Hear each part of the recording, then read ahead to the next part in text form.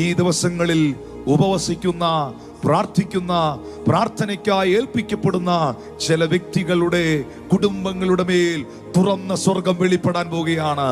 തുറക്കപ്പെട്ട സ്വർഗത്തിന്റെ കീഴിൽ അവർ ആശീർവദിക്കപ്പെടുവാൻ പോവുകയാണ്. നിങ്ങളെ നോക്കി ദൈവാത്മാവ് അറിയിക്കുകയാണ്, തുറക്കപ്പെട്ട സ്വർഗത്തിന്റെ കീഴിൽ നിങ്ങൾ ആശീർവദിക്കപ്പെടുവാൻ പോവുകയാണ്. നിരാശകളെ കുടഞ്ഞെറിയുക, സംശയങ്ങളെ സംശയിക്കുക, സംശയങ്ങളെ കുടഞ്ഞെറിയുക. വിചാരങ്ങളിൽ ഉയർന്നു പൊങ്ങി വരുന്ന ക്രിസ്തുവിൻ പരിജ്ഞാനത്തിന് വിരോധമായി നിൽക്കുന്ന കോട്ടകളെ ഇന്ന് രാത്രിയിൽ ആത്മശക്തിയാൽ ഇടിച്ചു കളയുക. ഒരു തുറന്ന സ്വർഗം ഞാൻ ആത്മാവിൽ കാണുന്നു. ആ തുറക്കപ്പെട്ട സ്വർഗത്തിന്റെ കീഴിലായിരിക്കുന്ന, പ്രാർത്ഥനാ നിരതരായിരിക്കുന്ന ദൈവജനത്തോട് സ്വർഗത്തിലെ ദൈവം അറിയിക്കുകയാണ്, തുറക്കപ്പെട്ട സ്വർഗത്തിന്റെ കീഴിൽ സൗഖ്യമുണ്ട്, തുറക്കപ്പെട്ട സ്വർഗത്തിന്റെ കീഴിൽ മറുപടിയുണ്ട്, തുറക്കപ്പെട്ട സ്വർഗത്തിന്റെ കീഴിൽ അഭിഷേകമുണ്ട്, തുറക്കപ്പെട്ട സ്വർഗത്തിന്റെ കീഴിൽ വിടുതലുണ്ട്, തുറക്കപ്പെട്ട സ്വർഗത്തിന്റെ കീഴിൽ പിടിച്ചു നിൽക്കാൻ കഴിയുന്ന ഒരു പൈശാചിക ശക്തികളും ഈ ലോകത്തിലില്ല.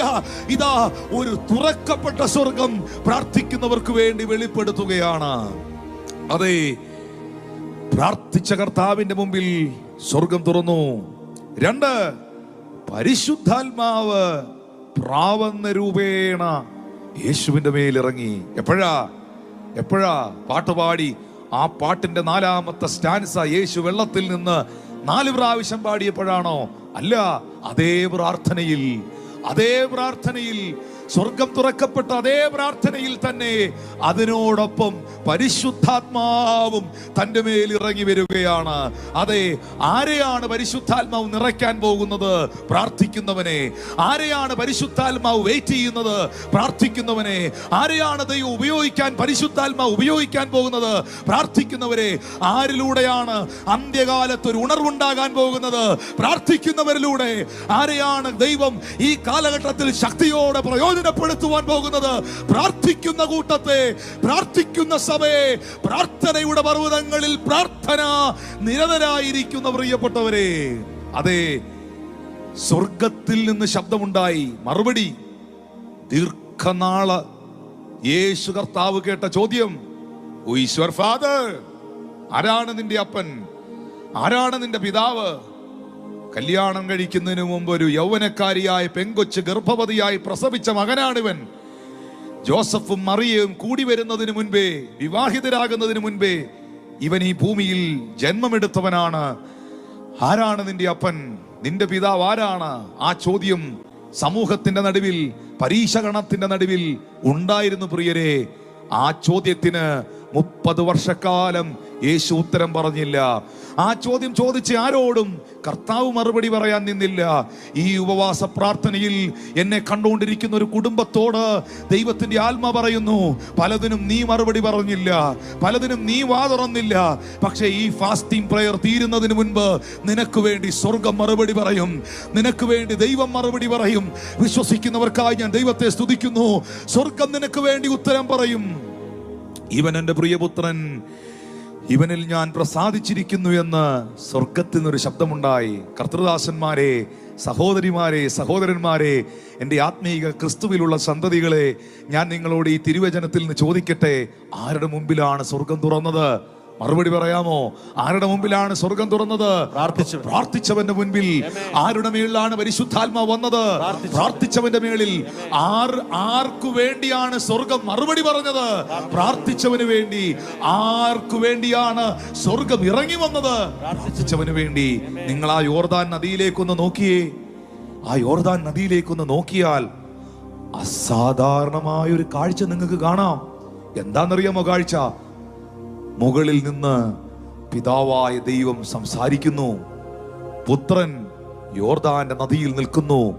പരിശുദ്ധാത്മാവ് പ്രാവന്ന രൂപേണ അവന്റെ മേൽ വന്നിരിക്കുന്നു. പിതാവും പുത്രനും പരിശുദ്ധാത്മാവും ഒരു സ്ഥലത്ത്, ഒരേ സമയത്ത്. പിതാവും പുത്രനും പരിശുദ്ധാത്മാവും ഒരേ സമയത്ത്, ഒരേ സ്ഥലത്ത് വെളിപ്പെട്ടു. ഇതെപ്പോഴാണ്? പ്രാർത്ഥിക്കുമ്പോൾ. ഇതൊരു ഫാസ്റ്റിംഗ് പ്രയർ ആകട്ടെ. ഞാൻ അങ്ങനെ ഇതിനെ ഡിക്ലെയർ ചെയ്യുകയാണ്. ഇതൊരു പ്രീച്ചിങ് പ്രയർ അല്ല. ഇതൊരു പ്രീച്ചിങ് പ്രയർ ആകട്ടെ. ഇതൊരു ഫാസ്റ്റിംഗ് പ്രയർ ആകട്ടെ. ഹല്ലേലൂയ. ഹല്ലേലൂയ. ഇതൊരു ഫാസ്റ്റിംഗ് പ്രീച്ചിങ് ആകാതെ ഇതൊരു ഫാസ്റ്റിംഗ് പ്രയർ ആകട്ടെ. ആമേൻ. യേശു കർത്താവ് പ്രാർത്ഥനയോടെയാണ് പ്രവർത്തനം ആരംഭിച്ചത്. പ്രാർത്ഥനയോടെ ആരംഭിക്കുക. എഴുതിക്കോ. യേശുവിനെ മാതൃകയാക്കുന്നവർ എഴുതിക്കോ. യേശുവിനെ അനുഗമിക്കുന്നവർ ഈ പോയിന്റ് എഴുതിക്കോ. യേശുവിനെ ശ്രദ്ധിക്കുന്നവർ ഈ പോയിന്റ് എഴുതിക്കോ. പ്രാർത്ഥനയോടുകൂടെ സകലതും ആരംഭിക്കുക. നമുക്കറിയാം യേശു കർത്താവ് പ്രവർത്തിച്ചത് എങ്ങനെയാ. നമുക്ക് വലിയ ഇഷ്ടാ യേശുവിന്റെ പ്രവർത്തികൾ കേൾക്കാൻ. കനാവിലെ കല്യാണത്തിൽ പച്ചവെള്ളം വീഞ്ഞായി, 5 അപ്പവും 2 മീനും കർത്താവ് വർദ്ധിപ്പിച്ചു. ലാസറിനെ യേശു ഉയർപ്പിച്ചു. എനിക്കങ്ങ് ഭയങ്കര ഇഷ്ടമുള്ള സബ്ജക്റ്റ് ആണെന്നേ. എനിക്ക് വളരെ ഇഷ്ടമുള്ള സബ്ജക്റ്റാണ് ഇതൊക്കെ. പ്രസംഗിക്കാൻ, മറ്റുള്ളവർ പ്രസംഗിക്കുന്നത് കേൾക്കാനും ഇഷ്ടമാണ് ഈ സബ്ജക്റ്റ് ഒക്കെ. പക്ഷേ യേശു കർത്താവ് എങ്ങനെയാ പ്രവർത്തിച്ചെന്ന് ശ്രദ്ധിച്ചിട്ടുണ്ടോ? ലൂക്കോസ് 9:16-17 അവൻ 5 അപ്പവും 2 മീനും എടുത്തുകൊണ്ട് സ്വർഗത്തിലേക്ക് നോക്കി അവയെ അനുഗ്രഹിച്ചു നുറുക്കി പുരുഷാരത്തിന് വിളമ്പുവാൻ ശിഷ്യന്മാരുടെ കയ്യിൽ കൊടുത്തു. എല്ലാവരും തിന്നു തൃപ്തരായി. ശേഷിച്ച കഷ്ണം 12 കൊട്ട നിറച്ചെടുത്തു. ഹല്ലേലൂയ. അവൻ 5 അപ്പവും 2 മീനും എടുത്തുകൊണ്ട് സ്വർഗത്തിലേക്ക് നോക്കി. പറഞ്ഞേ, സ്വർഗത്തിലേക്ക് നോക്കി. യേശു അത്ഭുതങ്ങളുടെ ദൈവമല്ലേ? പിശാചിന് പോലും അറിയായിരുന്നു പ്രിയരെ, കല്ല് പോലും യേശുവിന് അപ്പമാക്കാൻ പറ്റുമെന്ന്. അതുകൊണ്ടാ സാത്താൻ പറഞ്ഞ് ഈ കല്ലിനോട് അപ്പമായി തീരാൻ. കല്ല് പോലും അവൻ അപ്പമാക്കി തീർക്കാൻ കഴിയുന്ന അധികാരം അവനിൽ ഉണ്ടെന്ന് സാത്താന് പോലും അറിയായിരുന്നു. ആ കർത്താവ് 5 അപ്പവും 2 മീനും കരങ്ങളിലെടുത്ത്, 7 അപ്പവും ചെറുമീനുകളും കരങ്ങളിലെടുത്ത് അഭ്യാസങ്ങളൊന്നും കാണിച്ചില്ല. അല്ലെങ്കിൽ ഇങ്ങനെ അന്തരീക്ഷത്തിലൊക്കെ അപ്പം ഇങ്ങനെ ഒരു 4-5 തവണ കറക്കി എന്നിട്ട് വിളമ്പിയില്ല. യേശു കർത്താവ് അപ്പം എടുത്ത് എന്താ ചെയ്തേ? എല്ലാരും യേശു കർത്താവിന്റെ കയ്യിലിരിക്കുന്ന അപ്പത്തിലേക്ക് നോക്കി. പുരുഷാരം മുഴുവൻ യേശുവിന്റെ കയ്യിലിരിക്കുന്ന അപ്പത്തിലേക്ക് നോക്കിയപ്പോൾ യേശു സ്വർഗത്തിലേക്ക് നോക്കി. യേശു അപ്പത്തിലേക്കല്ല നോക്കിയത്, യേശു മീനിലേക്കല്ല നോക്കിയത്, യേശു സ്വർഗത്തിലേക്ക് നോക്കി. ഇന്ന് ഈ സന്ദേശം കേൾക്കുന്ന പ്രിയപ്പെട്ടവരോട് പറയട്ടെ, പ്രാർത്ഥനയോടുകൂടെയാണ് അപ്പമീനുകളെ യേശു വർദ്ധിപ്പിച്ചത്. പറയാമോ? അവൻ പ്രാർത്ഥനയിൽ പ്രവർത്തിച്ചു. നമുക്കറിയാം യോഹന്നാൻ സുവിശേഷം 11-ാം അധ്യായം 39 മുതൽ 44 വരെയുള്ള വാക്യങ്ങളിൽ ലാസറിന്റെ കല്ലറവാതിക്കൽ വന്ന കർത്താവിനെ കാണുന്നു. വായിക്കാമോ ദൈവദാസനെ? കല്ല് നീക്കുവീൻ എന്ന് യേശു പറഞ്ഞു. മരിച്ചവന്റെ സഹോദരിയായ മാർത്ത കർത്താവെ നാറ്റം വെച്ചു തുടങ്ങി, 4 ദിവസമായല്ലോ എന്ന് പറഞ്ഞു. യേശു അവളോട്, വിശ്വസിച്ചാൽ നീ ദൈവത്തിന്റെ മഹത്വം കാണുമെന്ന് ഞാൻ നിന്നോട് പറഞ്ഞില്ലയോ എന്ന് പറഞ്ഞു. അവർ കല്ല് നീക്കി. യേശു മേലോട്ട് നോക്കി. പിതാവേ, എനിക്കവിടെ നിൽക്കണം പാസ്റ്ററെ. യേശു കല്ലറയിലോട്ട് നോക്കിയെന്നല്ല, യേശു നാട്ടുകാരുടെ മുഖത്തോട്ട് നോക്കിയെന്നല്ല, യേശു വിമർശിക്കുന്നവന്റെ മുഖത്തോട്ട് നോക്കിയെന്നല്ല, യേശു തന്നെ ആരെങ്കിലും ഉത്സാഹിപ്പിക്കുന്നുണ്ടോ എന്നുള്ളവരുടെ മുഖത്തോട്ട് നോക്കിയെന്നല്ല. എല്ലാ കാലത്തും യേശു സ്വർഗത്തിലേക്ക് നോക്കി, മുകളിലേക്ക് നോക്കി. ഞാൻ എൻ്റെ കണ്ണ് പർവ്വതങ്ങളിലേക്ക് ഉയർത്തുന്നു. എൻ്റെ സഹായം എവിടെ നിന്ന് വരും? എൻ്റെ സഹായം ആകാശത്തെയും ഭൂമിയെയും ഉണ്ടാക്കിയ യഹോവയിങ്കൽ നിന്ന് വരുന്നു. ഈ ഉറപ്പുള്ളവർ ഒരു ഹല്ലേലൂയ പറഞ്ഞേ. ഈ ഉറപ്പുള്ളവർ ദൈവത്തെ ഒന്ന് സ്തുതിച്ചേ. യേശു കർത്താവ് മേലോട്ട് നോക്കി, സ്വർഗത്തിലേക്ക് നോക്കി. എന്നിട്ട് ഇങ്ങനെയാ പറഞ്ഞേ, പിതാവേ, നീ എൻ്റെ അപേക്ഷ കേട്ടതിനാൽ ഞാൻ നിന്നെ വാഴ്ത്തുന്നു. നീ എപ്പോഴും എൻ്റെ അപേക്ഷ കേൾക്കുന്നു എന്ന് ഞാൻ അറിഞ്ഞിരിക്കുന്നു. ഇന്ന് രാത്രിയിൽ ഈ ഉപവാസ പ്രാർത്ഥനയിൽ പങ്കെടുക്കുന്ന പാസ്റ്റർമാരും, ഈ ഉപവാസ പ്രാർത്ഥനയിൽ പങ്കെടുക്കുന്ന പുരോഹിതന്മാരും അച്ഛന്മാരും, ഈ ഉപവാസ പ്രാർത്ഥനയിൽ പങ്കെടുക്കുന്ന സകല മനുഷ്യരും, സകല ജാതീയരും, സകല ദൈവമക്കളും അറിയേണ്ട ഒരു സത്യമാണ് യേശു പറഞ്ഞത്. നീ എപ്പോഴും എൻ്റെ അപേക്ഷ കേൾക്കുന്നെന്ന് ഞാൻ അറിഞ്ഞിരിക്കുന്നു. എൻ്റെ പ്രാർത്ഥന കേൾക്കുന്നൊരു ദൈവം ഉണ്ടെന്ന് എനിക്കറിയാം എന്നുറപ്പുള്ളവർ ഒരു ആമീൻ പറഞ്ഞേ. എന്റെ പ്രാർത്ഥന കേൾക്കുന്ന ഒരു ദൈവം ഉണ്ടെന്ന് അതൊന്ന് പറഞ്ഞേ, അതൊന്ന് പറയണം. എന്റെ പ്രാർത്ഥന കേൾക്കുന്ന ദൈവം ഉണ്ടെന്ന് എനിക്ക് അറിയാമോന്നൊന്ന് പറഞ്ഞേ. അത് പിശാച് കേൾക്കണം, അത് പറയണം. നിങ്ങൾ പറഞ്ഞേ ജിജി പാസ്റ്ററേ, എന്റെ പ്രാർത്ഥന കേൾക്കുന്ന ഒരു ദൈവം എനിക്കുണ്ട് എന്ന് എനിക്കറിയാം.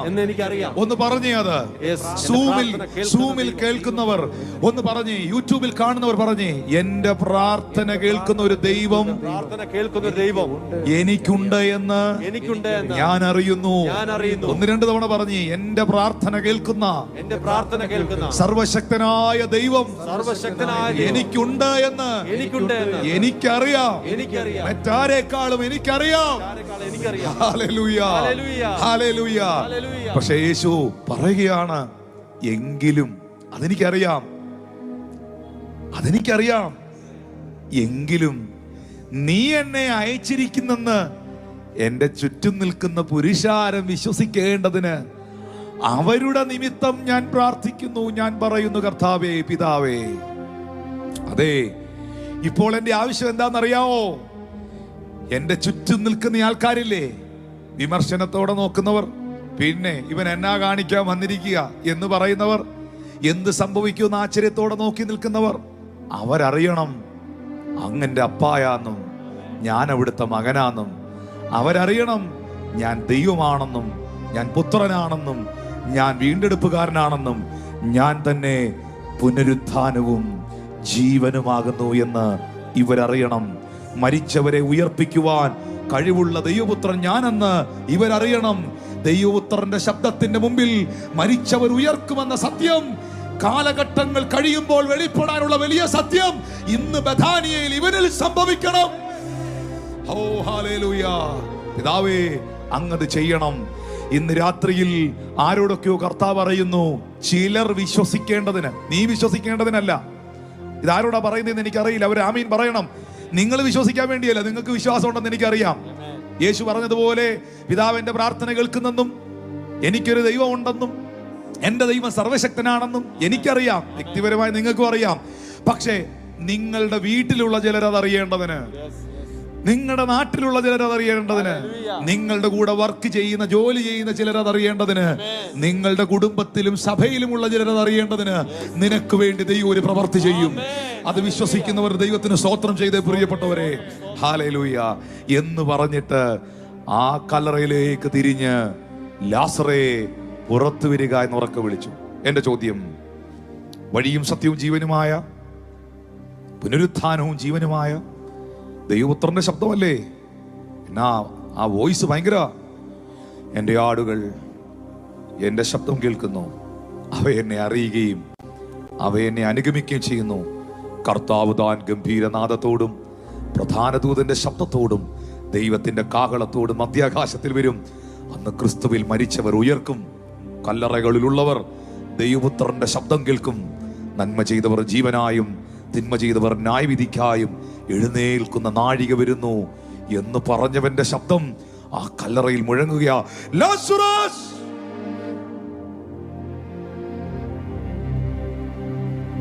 Lazarus, come out. എവിടെയാ ലാസർ? കല്ലറയിലുണ്ടോ? കല്ലറയിലിരിക്കുന്നത് കെട്ടിപ്പൊതിഞ്ഞ,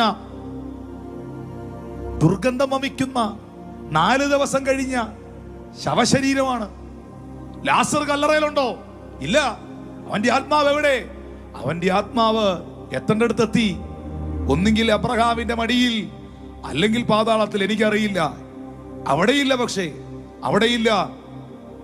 ഒരുപക്ഷെ അബ്രഹാമിന്റെ മടിയിൽ അങ്ങ് സ്വർഗാദി സ്വർഗങ്ങളിൽ ഇരുന്ന അവന്റെ ആത്മാവ് ബഥാനിയയിൽ നിന്നുള്ള വിളി കേൾക്കുകയാണ്, ലാസറസ്.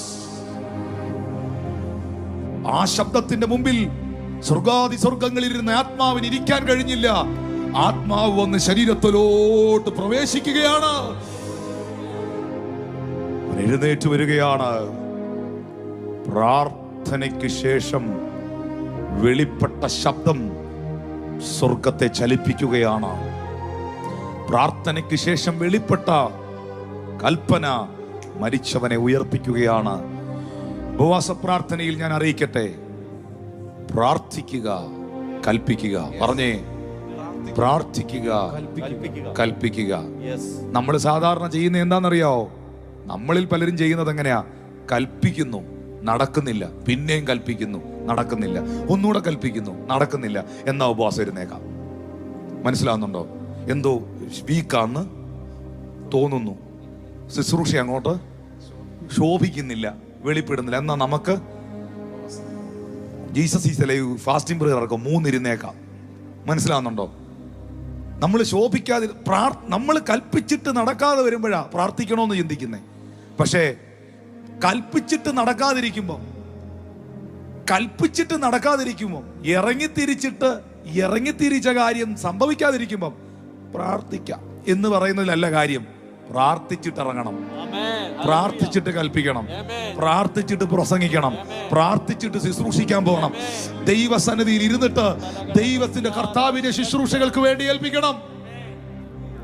അതെ, യേശു കർത്താവ് പ്രാർത്ഥനയോടെ പ്രവർത്തിച്ചു. 1 എഴുതിയോ? പ്രാർത്ഥനയിൽ ആരംഭിച്ചു.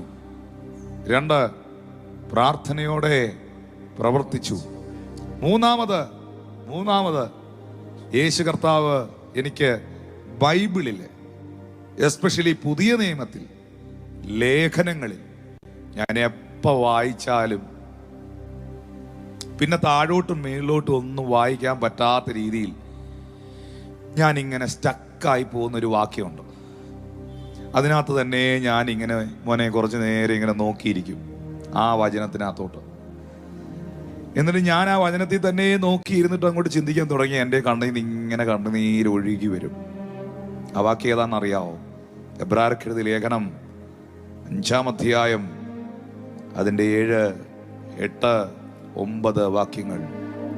ക്രിസ്തു തൻ്റെ ഐഹിക ജീവകാലത്ത് തന്നെ മരണത്തിൽ നിന്ന് രക്ഷിപ്പാൻ കഴിയുന്നവനോട് ഉറച്ച നിലവിളിയോടും കണ്ണുനീരോടും അപേക്ഷിക്കുകയും അഭയാചന കഴിക്കുകയും ഭയഭക്തി നിമിത്തം ഉത്തരം ലഭിക്കുകയും ചെയ്തു. അതിന്റെ 8-9 വാക്യങ്ങളിലേക്ക് പോകുമ്പോൾ, പുത്രനെങ്കിലും താൻ അനുഭവിച്ച കഷ്ടങ്ങളാൽ അനുസരണം പഠിച്ചെന്ന്, പുത്രനെ അനുസരണം പഠിപ്പിച്ചെന്ന്, യേശുവിനെ അനുസരണം പഠിച്ച് തികഞ്ഞവനായി എന്ന് 9-ാം വാക്യത്തിൽ പറയുകയാണ്. തന്നെ അനുസരിക്കുന്ന ഏവർക്കും അവൻ നിത്യരക്ഷയുടെ കാരണഭൂതനായി തീർന്നു. സ്തോത്രം. ക്രിസ്തു തൻ്റെ ഐഹിക ജീവകാലത്ത് തന്നെ മരണത്തിൽ നിന്ന് രക്ഷിക്കാൻ കഴിയുന്നവനോട് ഉറച്ച നിലവിളിയോടെ ഇവിടെ എന്താ നമ്മൾ കാണുന്നേ? പ്രതിസന്ധിയിൽ പ്രാർത്ഥിക്കുന്ന പുത്രനെ ആണോ? അല്ലേ? ലൂക്കോസ് 22:39 മുതൽ 46 വരെയുള്ള വാക്യങ്ങളെയാണ് സത്യത്തിൽ പൗലോസ് എബ്രായർക്കെഴുതിയ ലേഖനം 5-ാം അധ്യായത്തിന്റെ 7 ഈ പൗലോസിനെ പോലെ അഭിഷേകത്തിൽ എഴുതാൻ എങ്ങനെയാണ് ഈ മനുഷ്യൻ ഈ വെളിപ്പാടെന്നുള്ളത് നമ്മൾ അതിശയിച്ചു പോകും കേട്ടോ. അത് പ്രത്യേകമായ ദൈവിക അനോയിന്റിങ്ങും റെവലേഷനാണ്. കാരണം 2 കാലഘട്ടങ്ങളെയൊക്കെ എന്ന് വെച്ചാൽ 6000-7000 വർഷത്തെയൊക്കെ പുള്ളി ഒരു വാക്യത്തിനകത്ത് എഴുതി വെക്കും. 6000-7000 വർഷത്തിന്റെ ചരിത്രമൊക്കെ ഒറ്റ വാക്യമാക്കി മാറ്റും. അക്ഷരം കൊല്ലുന്നു, ആത്മാവോ ജീവിപ്പിക്കുന്നു.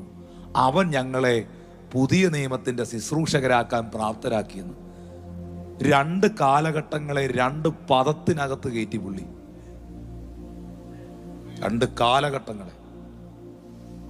അതുപോലെ ലൂക്കോസ് സുവിശേഷം 22-ാം അധ്യായത്തിന്റെ 39 മുതൽ 46 വരെയുള്ള സംഭവത്തെ എബ്രായർ 5:7 ഒറ്റ വാക്യത്തിനകത്ത് കയറ്റി പൗലോസ്.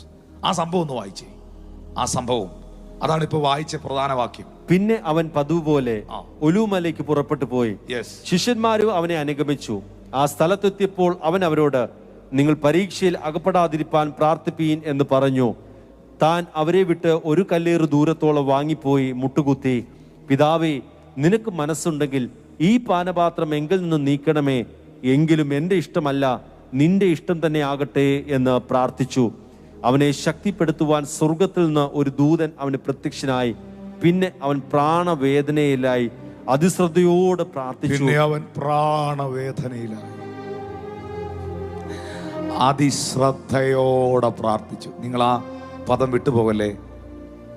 കണ്ണും അടച്ചു പിടിച്ച് വായി വന്നതെല്ലാം പറഞ്ഞെന്നല്ല, ശ്രദ്ധയോടെ അതിശ്രദ്ധയോടെ പ്രാർത്ഥിച്ചു. അവന്റെ വിയർപ്പ് നിലത്ത് വീഴുന്ന വലിയ ചോരത്തുള്ളി പോലെയായി. ഓ ഹല്ലേലൂയ. 45-ാം വാക്യത്തിൽ പറയുന്നു, അവൻ പ്രാർത്ഥന കഴിഞ്ഞ് എഴുന്നേറ്റ് ശിഷ്യന്മാരടുക്കൽ ചെന്നു. അവർ വിഷാദത്താൽ ഉറങ്ങുന്നത് കണ്ട് അവരോട്, നിങ്ങൾ ഉറങ്ങുന്നത് എന്ത്? പരീക്ഷയിൽ അകപ്പെടാതിരിപ്പാൻ എഴുന്നേറ്റ് പ്രാർത്ഥിപ്പീൻ. ഈ ഫാസ്റ്റിംഗ് പ്രയറിൽ എനിക്കറിയത്തില്ല, കർത്താവ് ഒരുപാട് പേരോട് അറിയിക്കുന്നു, അലാറം വെച്ച് എഴുന്നേറ്റ് പ്രാർത്ഥിക്കണം, സമയം കണ്ടെത്തി എഴുന്നേറ്റ് പ്രാർത്ഥിക്കണം. സ്തോത്രം. ദാവീദ് പ്രാർത്ഥിച്ചതുപോലെ, ദാനിയേൽ പ്രാർത്ഥിച്ചതുപോലെ കാലത്തും ഉച്ചയ്ക്കും വൈകിട്ടും പ്രാർത്ഥിക്കുവാൻ കഴിയുമെങ്കിൽ പ്രാർത്ഥിക്കണം. അല്ല, എപ്പോഴും ജോലി ചെയ്യുമ്പോഴും എല്ലാ മേഖലയിലും അന്യഭാഷയിൽ പ്രാർത്ഥിക്കാൻ കഴിയുന്നവർ പ്രാർത്ഥിക്കണം. അവൻ പ്രാർത്ഥന കഴിഞ്ഞ് എഴുന്നേറ്റു. ഈ സംഭവം, ഇത്രയും സംഭവം ഒറ്റ പദത്തിൽ പൗലോസ് എഴുതി. ക്രിസ്തു തന്റെ ഐഹിക ജീവകാലത്ത് തന്നെ മരണത്തിൽ നിന്ന് രക്ഷിപ്പാൻ കഴിയുന്നവനോട് ഉറച്ച നിലവിളിയോടും കണ്ണുനീരോടും കൂടെ അപേക്ഷയും അഭയാചനയും കഴിക്കുകയും ചെയ്തു. ഭയഭക്തി നിമിത്തം ഉത്തരം ലഭിച്ചു. ഇപ്പൊ കഷ്ടതയെ, പ്രശ്നത്തെ, പ്രതിസന്ധിയെ യേശു ക്രിസ്തു എങ്ങനെയാണ് അഭിമുഖീകരിച്ചത്? എങ്ങനെയാണ് നേരിട്ടത്? പിറുപിറുത്താണോ? ഉറങ്ങിയാണോ? കുറ്റം പറഞ്ഞാണോ? പ്രാർത്ഥിച്ചവരെയും യെശയ്യാവൊക്കെ പ്രവചിച്ചായിരുന്നു. പ്രവചിച്ചതുപോലൊന്നും നടന്നില്ല. യെശയ്യാവേ, എന്നെക്കുറിച്ച് പ്രവചിച്ചായിരുന്നു, ഞാൻ ഉയർക്കുമെന്നും ഞാൻ ശക്തനാകുമെന്നൊക്കെ പ്രവചിച്ചായിരുന്നു. പ്രവചിച്ച പോലൊന്നും നടന്നില്ല എന്ന് പറഞ്ഞ് പിറുപിറുക്കുകായിരുന്നോ? വിമർശിക്കുകയായിരുന്നോ? കളിയാക്കുകായിരുന്നോ? ഉറങ്ങുകായിരുന്നോ? പിതാവിനെ സംശയിക്കുകയായിരുന്നോ?